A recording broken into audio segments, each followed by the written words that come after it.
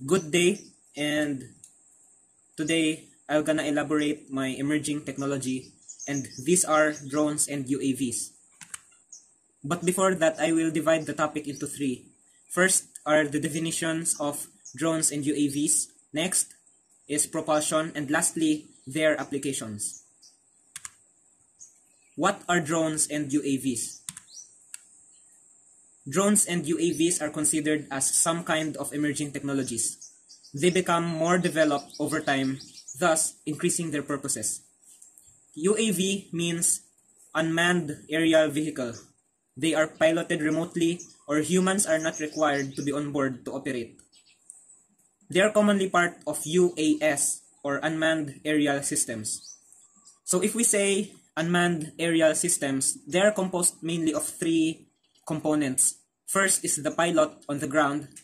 Next is the method of communication, whether satellite feed or radio.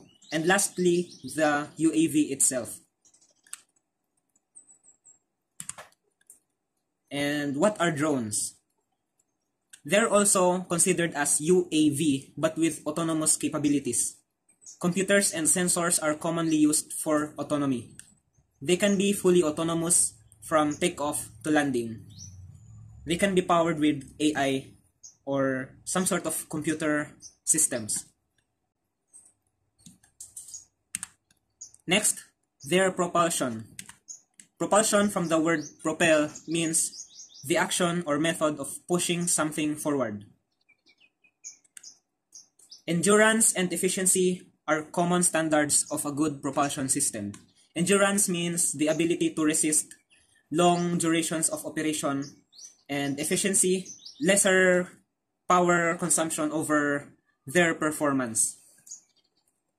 Short distance, low altitude flights can use electric motor system for propulsion. Short distance, duol ra, low altitude, dili kaadyo habog ag height sa lupad. Pwedeng drones ni sila nga pang photography or pang videography.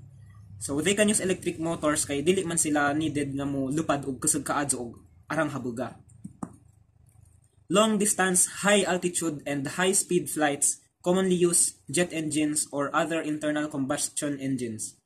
So for long distance, pang malayuan, pang taas nga height o pang high speed nga performance, they need combustion engines or engines nga mag-involve og fuel.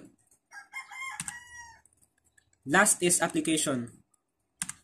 Drones and UAVs can be used in small and large scale operations. Some of their applications are as follows. First is aerial photography and videography. Kadalasan nga ma-apply ni sila sa video feed for mga balita. Next is mapping and surveying. Useful ni sila sa mga nagtag-idsahan og dagkang juta nga dili na nila need mugawas sa field. Ag drone na lang may bahala or UAV na lang may bahala sa pag-survey and map. Next, military operations. For example, reconnaissance, surveillance, and targeted attacks. Naay ubang drones and naay ubang UAVs nga armado o bomba. Next, agriculture. Kadalasan nato makita ni sila taga-spray og mga fertilizer o pesticide. Delivery. They are useful for food delivery and internal organ delivery. Lastly, meteorology for weather updates and forecasts, and also kanang weather monitoring. The images below are examples of UAV and drones with different applications. Maura to, ag-ahong chosen nga emerging technology.